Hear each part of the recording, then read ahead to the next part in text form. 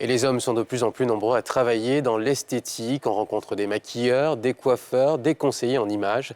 Et si cette profession, comme de nombreuses autres, sont de moins en moins genrées, les praticiens masculins de l'esthétique font tout de même face à quelques obstacles. Bénédicte Silué et Tanguy Conan se sont penchés sur la question. Cocody, marché d'Anono. C'est ici, entouré de ces femmes, qu'Ibrahim Ouattara, ex-calligraphe, s'est reconverti dans la mise en beauté des femmes depuis 13 ans. L'art de tracer les sourcils, la pose de faux cils n'ont pas de secret pour lui. Chaque jour, c'est une vingtaine de visages qu'il transforme. J'étais avec un ami qui faisait ce travail-là. Bon, il m'a conseillé qu'il y a l'argent dedans. Donc, que tu peux venir te mettre avec moi et puis on va essayer de voir ce qu'on peut faire. Donc, je suis rentré dans le travail et voir qu'en tout cas, il y a l'argent dedans. Donc, ça m'a encouragé aussi de travailler pour devenir comme lui. Il se tire avec un revenu d'au moins 200 000 francs par mois. Cette profession très particulière lui permet de faire face aux charges familiales. Pourtant, à ses débuts, la famille s'était montrée un peu sceptique quant au choix de ce métier jugé trop féminin. Il n'y a pas de sous-métier.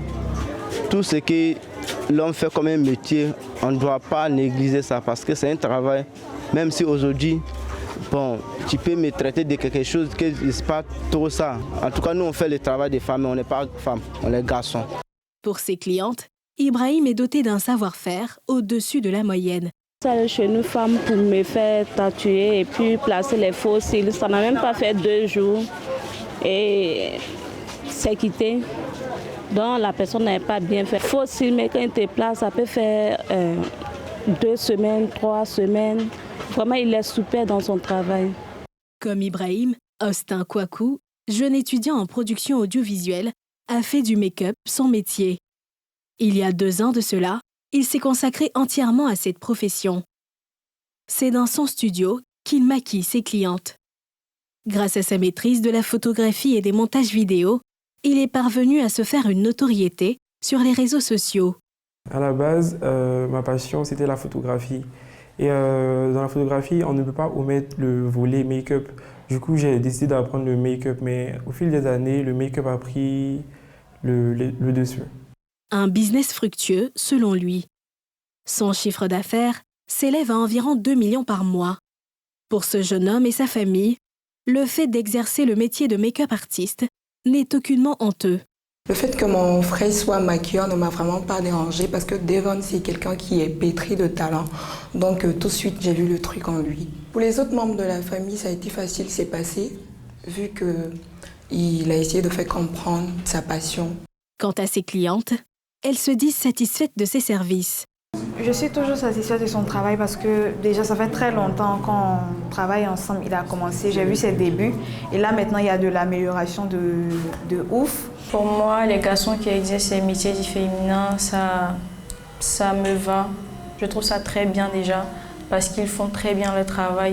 L'arrivée des jeunes hommes dans ces professions dites féminines est de plus en plus régulière. Le maquillage n'est pas le seul domaine concerné. Au marché de Cocovico, Karim Yeo a quitté l'enseignement pour se consacrer entièrement à la vente de mèches et de perruques. En 5 ans, il a réussi à se faire un nom. Aujourd'hui, il emploie une dizaine de personnes qui l'aident dans le développement de son entreprise. Je me suis lancé dans le domaine des mèches par le biais d'une amie. Voilà, avec qui je marchais déjà, mais je ne connaissais pas les mèches. Voilà, donc chaque soir, elle me parlait des mèches, c'est comme ça. J'ai pris le goût d'entrer dans la vente des mèches. Pour cet homme passionné par les mèches, cette profession parfois négligée par la gente masculine serait très lucrative. Quelqu'un qui est dans les mèches aujourd'hui, qui est bien assis dans les mèches, même un fonctionnaire qui touche 2 à 3 millions, il ne peut pas s'arrêter devant lui. C'est un métier qui nourrit son homme. Aujourd'hui, grâce à son salon de beauté, Karim Yeo arrive à prendre soin de sa femme et de ses enfants. Il envisage même d'agrandir son espace. Je ne suis pas complexé, ça ne me gêne même pas. Tous ceux qui me connaissent savent que je suis dans ce domaine-là. Ma femme et mes enfants sont fiers. Ces hommes dans les métiers dévolus aux femmes sont de plus en plus nombreux. Ils sont parvenus à se jouer du poids des préjugés, brisant ainsi les clichés.